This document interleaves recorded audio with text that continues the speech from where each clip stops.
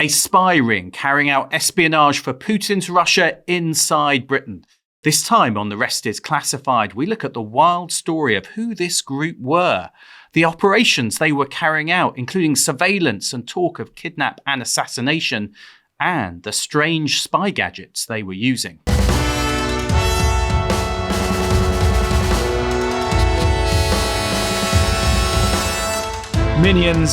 Minions have been on this planet far longer than we have. They go by many names: Dave, Carl, Paul, Mike. They're all different, but they all share the same goal: to serve the most despicable master they could find. Making their master happy was the tribe's very reason for existence. That's not to say, though, that they didn't have other passions.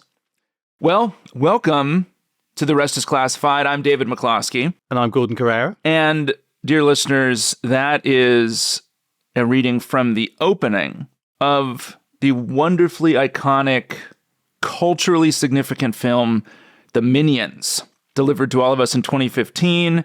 And Gordon, why in the world did you include a Minions quote to lead off these episodes? Purely because I wanted you to read it. Well, I've just learned that you've just spent the last few days doing research for this pod by watching Minions films, which I think is true dedication to the craft of our podcast. That's right. And listeners should be aware that although the next couple episodes that we are going to do are really about spycraft and not about the Minions, I have exclusively binged the Despicable Me franchise, the Minions films. I've gone deep into fan wikis on the Minions. Wow. So Gordon will handle the spycraft and I will handle the cultural references, as it were. Spoken like a true former CIA officer, right?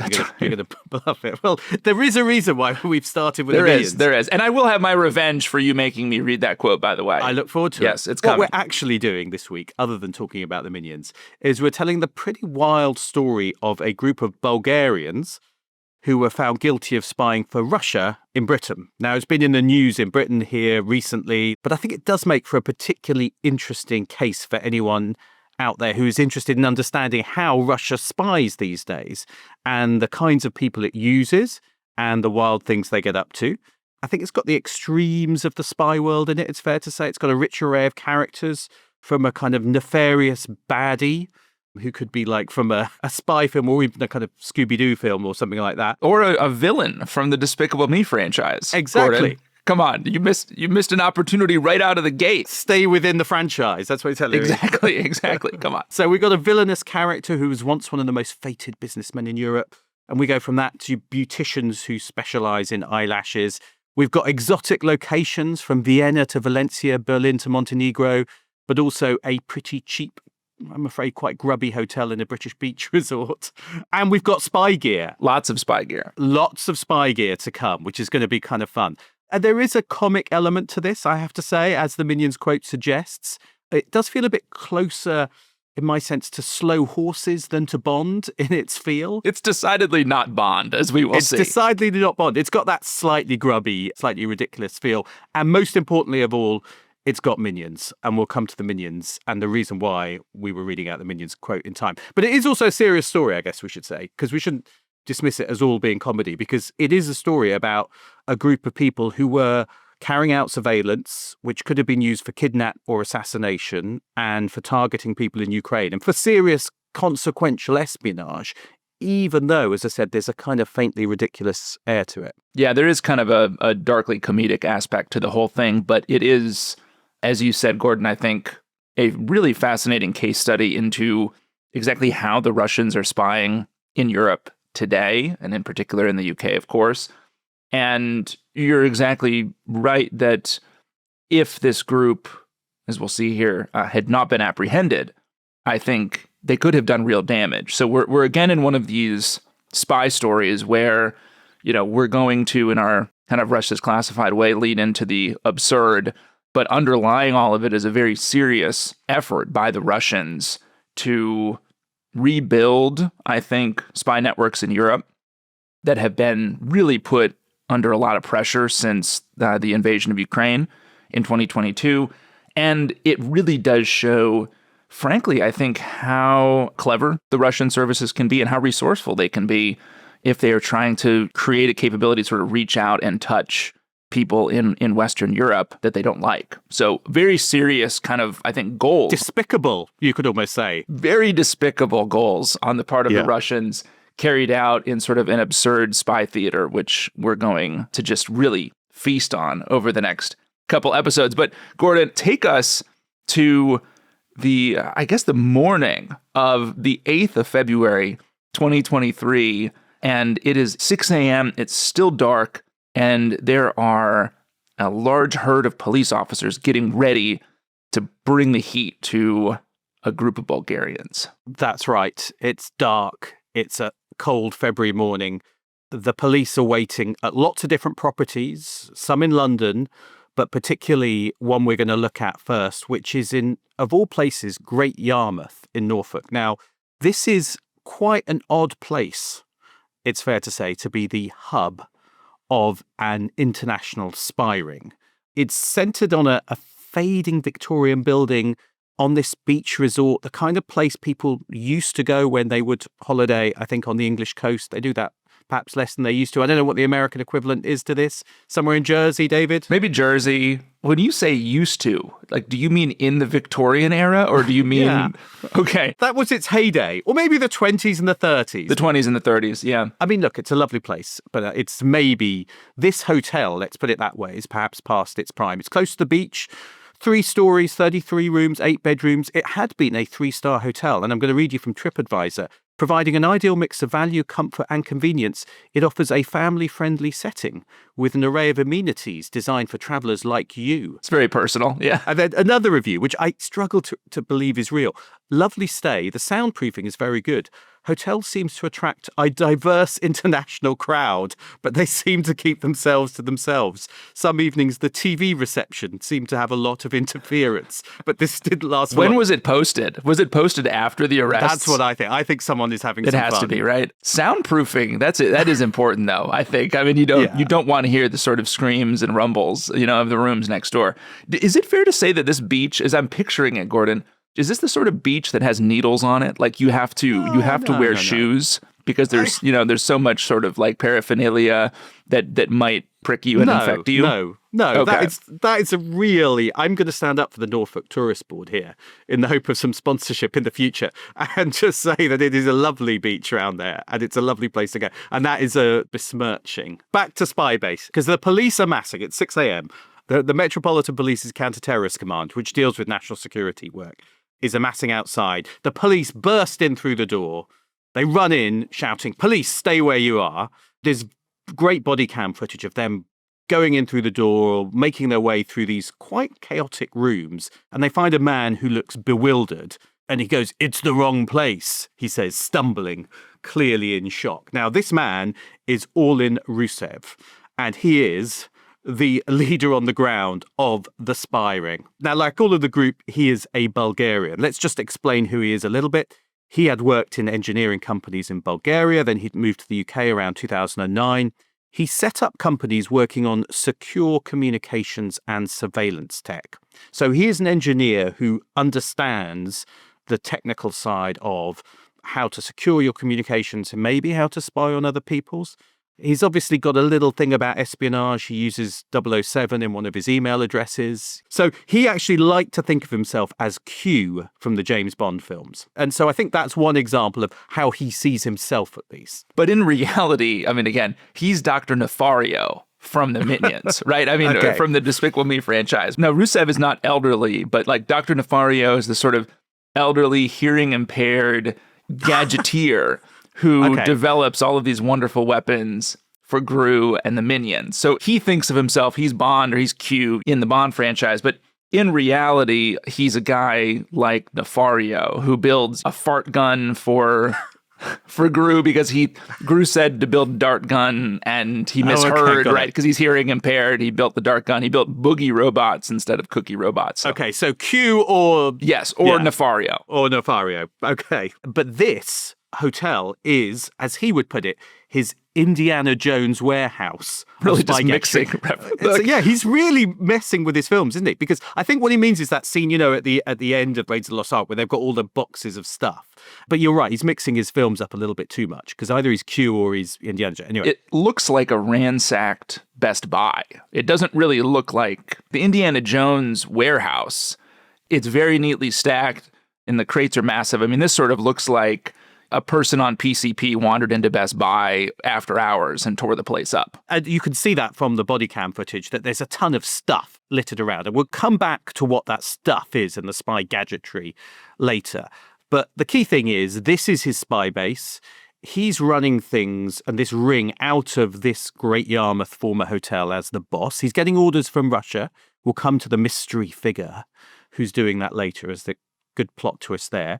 But the rest of the group are based in London, and this is where we're going to get to the minions. So Rusev is tasking another Bulgarian who's based in London called Bisa Zambazov. We're going to strain Gordon's Bulgarian pronunciations to the breaking point here. You'll have no help from me, by the way. I will say none of their names. Okay, yes. But I apologize to Mr. Zambazov, who's currently serving at His Majesty's pleasure. And to all Bulgarians, I think also. Bulgarians. Yes. Sorry, that's true.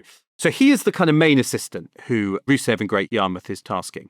Rusev, in their communications, like to use the code name Jackie Chan, again, messing up his film references and not keeping it in one, brand.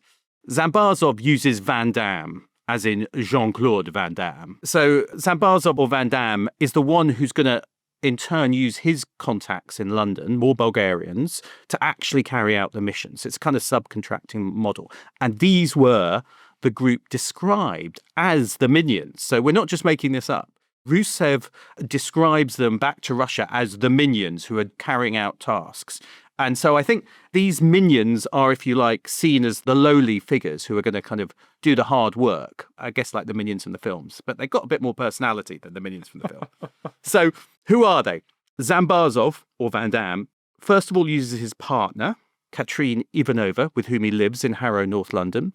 They work in healthcare and they run a Bulgarian community group. Now, before you think they are the perfect couple, on the day of the arrest, so on the day that the big raids happen, February 8th, Zambazov isn't with her, is he? He is found naked in the bed of another member of the cell, Vanya Gabarova, when the police come to raid her flat in Euston to arrest her. Now, Ivanova doesn't know about Gabarova, so Zambazov would come up with the story that he had brain cancer and that was how he explained his absences to both women and why he couldn't always be where they wanted him to be. Brain cancer. That's what he went for?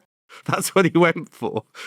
I mean, that feels extreme to me. I mean, I presume if you had brain cancer, you would be undergoing significant, maybe I guess that's why, as I'm saying, that's why he chose it, because he's undergoing significant like radiation or chemo for periods of time and can disappear. So maybe he's a genius. Maybe. And he's promised Gabarova he'll soon be leaving his partner Ivanova, but of course he's not going to. So Gabarova, as well as being Zambazov's kind of mistress girlfriend, she is a beautician in Acton. Acton, home of Asma al-Assad, former Syrian first lady. Yeah, second time we've had Acton in the pod. But again, not the most glamorous of location, no offence to West London Actonites. Now, she runs a salon called Pretty Woman and had recently won an eyelash championship. And she specializes in something called Russian eyebrows, which I do not know about, but I understand you do. Well, in addition to researching the minions, I did a little Googling on Russian lashes and Russian brows.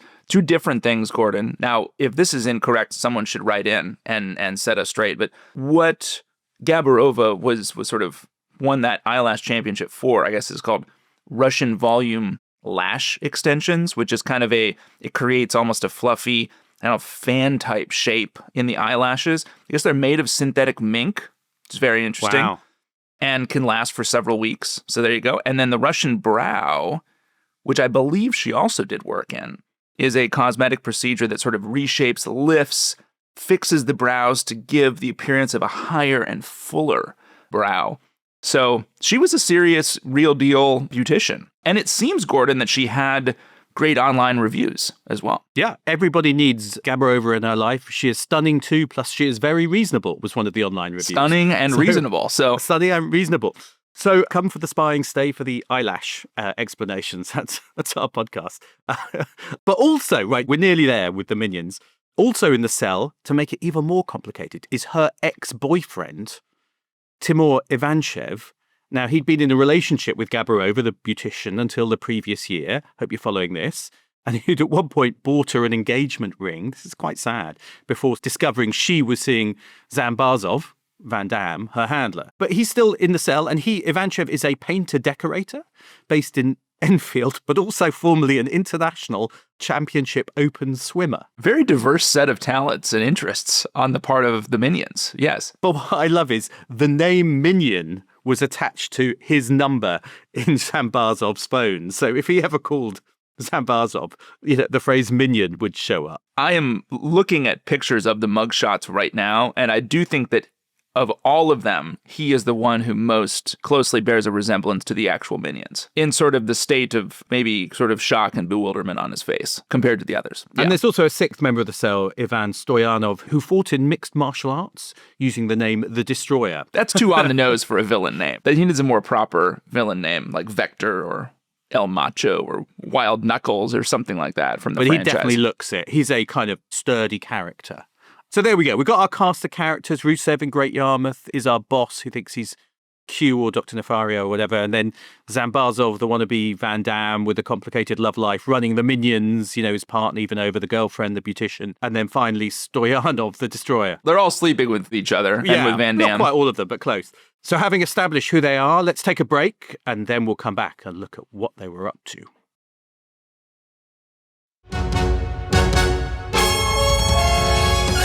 Well, welcome back. We have done our sort of tour de minions here to set up this crew, Gordon. And I guess the question is, what are they getting up to? What are the minions doing? What are they doing? What are the minions up to? Well, when it comes to their prosecution, the case will be based on 6 operations across Europe. Now, not all of the team are involved in all of them. They're all involved in some of them. And that will allow us to kind of look at some of what they were doing. I think they were doing a lot more than those 6 operations, and we'll look at some of them in more detail than others. But it does give a kind of flavour of what we know about it. A lot of this came out in the court case. I want to thank Trevor Barnes, who's a great spy writer himself, who attended every day of the hearings and was really helpful in just exploring some of this detail. But most of the operations, we should say, were involved in targeting opponents of the Kremlin in different ways across Europe and not just in Britain. So the first one, which I think is particularly interesting, is targeting Christo Grozev. Now, Christo is maybe known to some people here, but he's a Bulgarian himself, originally by background, but he becomes best known as a lead investigator into Russian spies, particularly with Bellingcat, the open source investigations organization. And Bellingcat, we should say, have done this amazing work really over the last 10 years in using open source information, publicly available information or other databases to track particularly Russian activities. And Christo has been at the leading edge of that. The organization is really fascinating. I think has reshaped, frankly, what's possible to do outside of the service of a spy agency, right? Because they're not working for a government. It's all open source. They have access to a tremendous amount of data, some of which they're sort of buying and synthesizing in really unique ways. And they do have a real deep focus on Russia, the war in Ukraine, also the activities of Russian military intelligence, the GRU, all over Europe. I mean, they look at things like wildlife trafficking and, U.S. Border Patrol raids, right? So, I mean, it's a very, very interesting group that's kind of reshaping the world of OSINT, open source intelligence. I've known Christo many years. I really got to know him around 2018 with the Skripal case, the Salisbury poisoning, because he and his work had done a lot to track down some of the Russian GRU, Russian military intelligence officers who'd been behind that, look at their travel patterns and expose them. And so you can see, because of that, why the Kremlin's not a fan of Christo Grozev. Why the Kremlin is not a fan of Christo Grozev. And apparently a message sent to Rusev, who you remember is the Great Yarmouth head of our spy ring, apparently Putin seriously hates him. So the suggestion there is that Putin personally has a thing about Christo.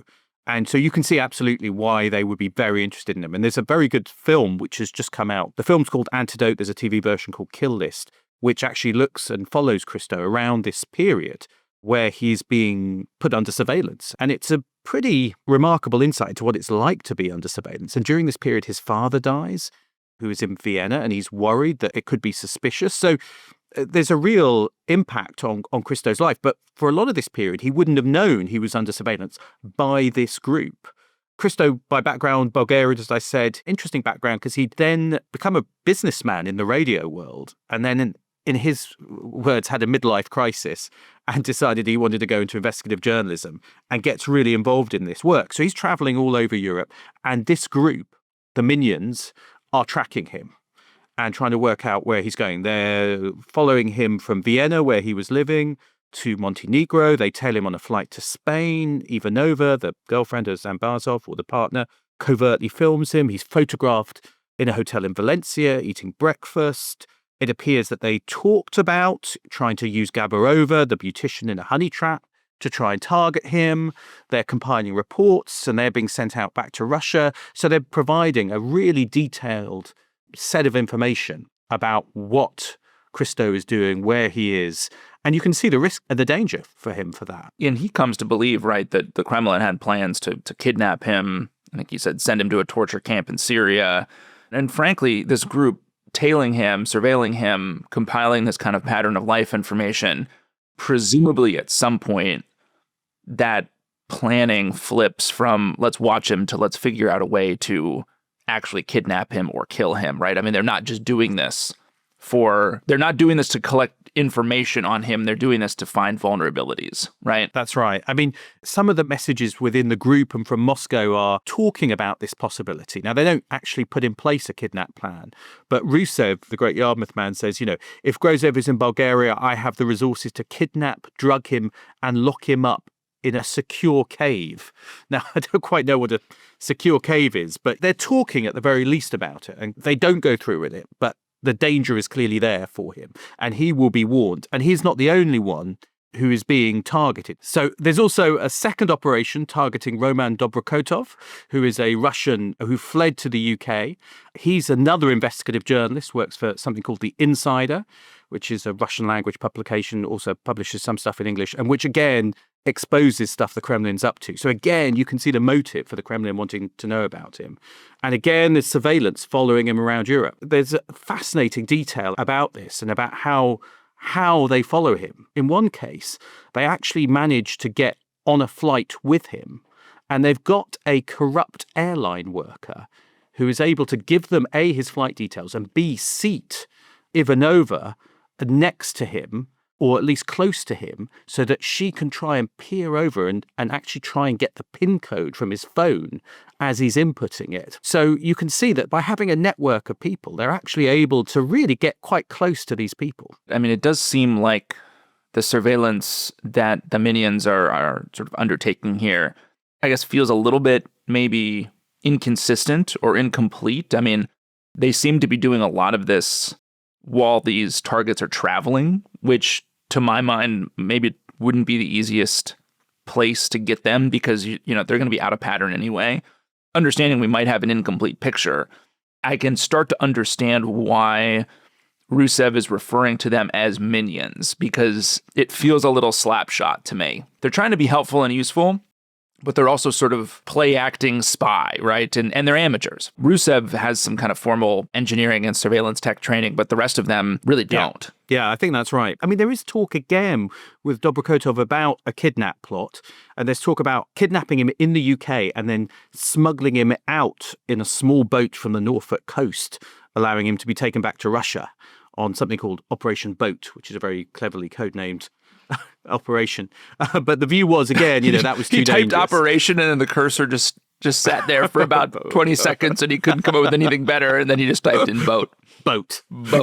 Operation Kidnap Boat. I mean, it's quite interesting because they seem to get a lot of their ideas from previous spy operations. So there's some references to the Mossad abduction of Eichmann, a Nazi fugitive, and also in some of their messages supposedly to the French intelligence's sinking of the Rainbow Warrior, which is something we did an episode about, or a series about a few months ago.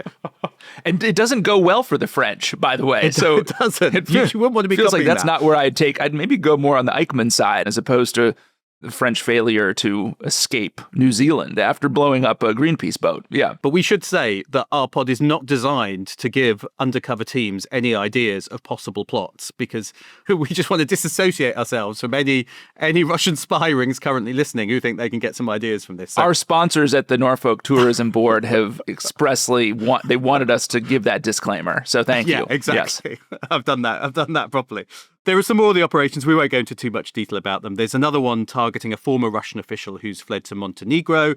Gabarova, the beautician, goes over there. She's using some kind of smart glasses which can take pictures to try and record some footage of him. They're renting a villa in Montenegro. They're talking about kidnapping plans. Supposedly there is a team from Russian intelligence who are also on the ground, featuring, according to one news report, a chain-smoking blonde referred to as Red Sparrow, which is one of those... The Jason Matthews novel. Great novel. Then we've got two operations linked to Kazakhstan. Again, we won't go into too much detail. There's surveillance of a former Kazakh politician in London.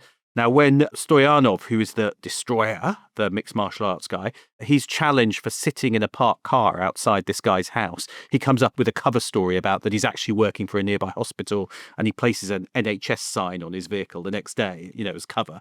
And then they also, there's one more interesting one on the Kazakh side where they target the Kazakh embassy in London, or at least they talk about it. This is interesting because they were going to create a fake opposition group, stage a demonstration, including throwing fake pig's blood, also do a deep fake pornographic video of the Kazakh president's son, and then they would feed intelligence about this fake group to the Kazakh intelligence services. And supposedly this was all done to try and improve Moscow's position or relationship with the Kazakhs. So it's kind of weird. Well, I will say, so I don't want to plug my books too much on this podcast, Gordon, but in my second novel, there's a whole scene where Russian intelligence officers are using real pig's blood to sort of create the sense that there's an accident, there's a corpse thrown on a car, and there's pig's blood that the corpse has been filled with that splashes everywhere, and then it's used to sort of put the heat on somebody in Moscow X. But I don't know why they would use fake pig's blood. You can just get a real pig.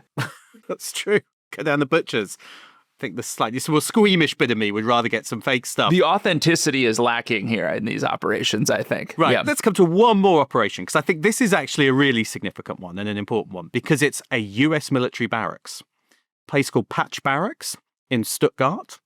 And this operation is, I think, particularly significant because this base is believed to be a place where Ukrainian troops were being trained by the US in surface-to-air weapons systems, and particularly air defense systems like the Patriot missile battery. So it's an important location, and the group are sent out there to try and spy on this base. Now, they'd adapted a second-hand Chrysler car in order to put into it something called an IMSI grabber or IMSI catcher.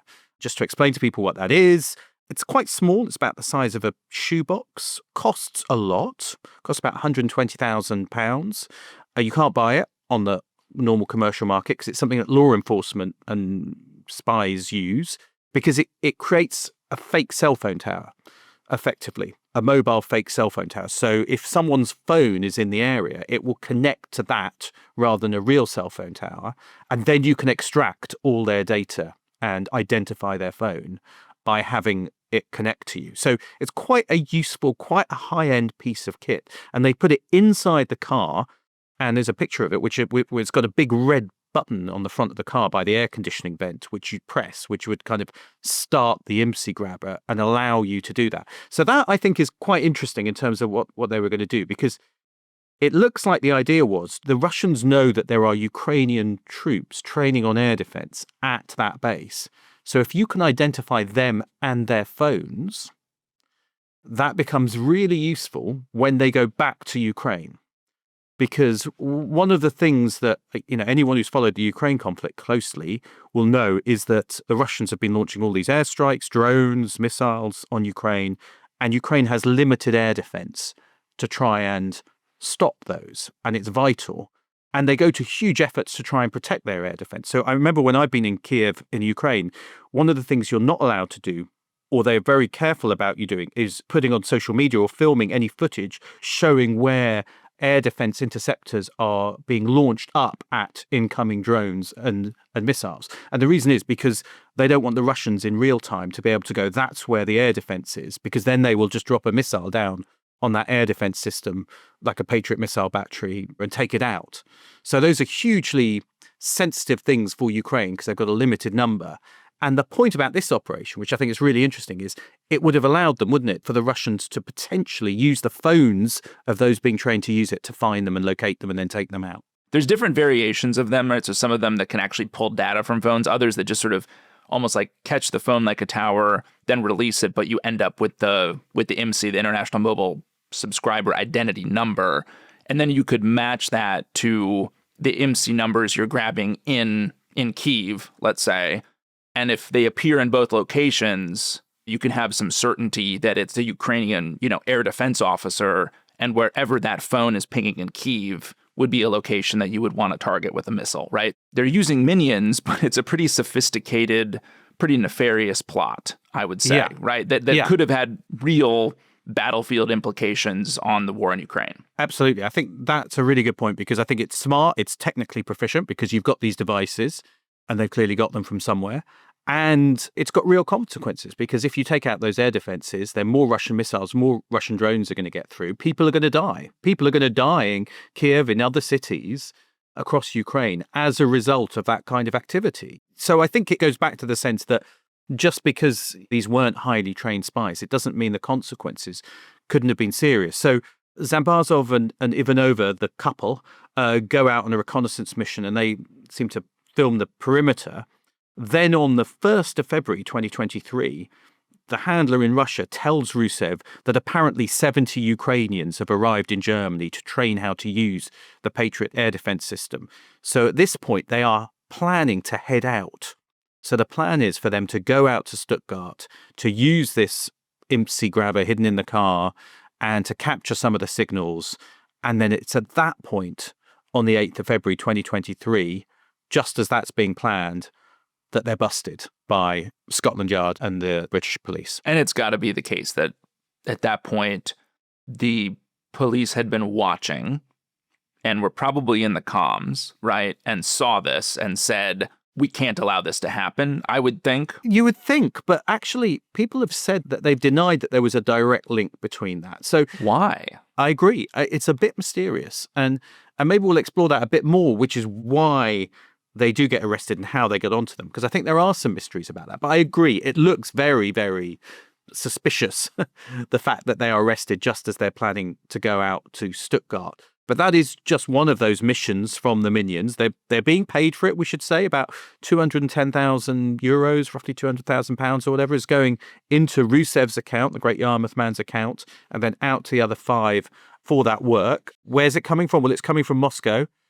So I think maybe, David, shall we stop there? And next time we'll resume and we'll look at who's running this operation, the mastermind, the supervillain. This baddie running this crew in Moscow. That's right. So see you next time for Minions, Spy Gadgets, and the Secret Mastermind. See you next time.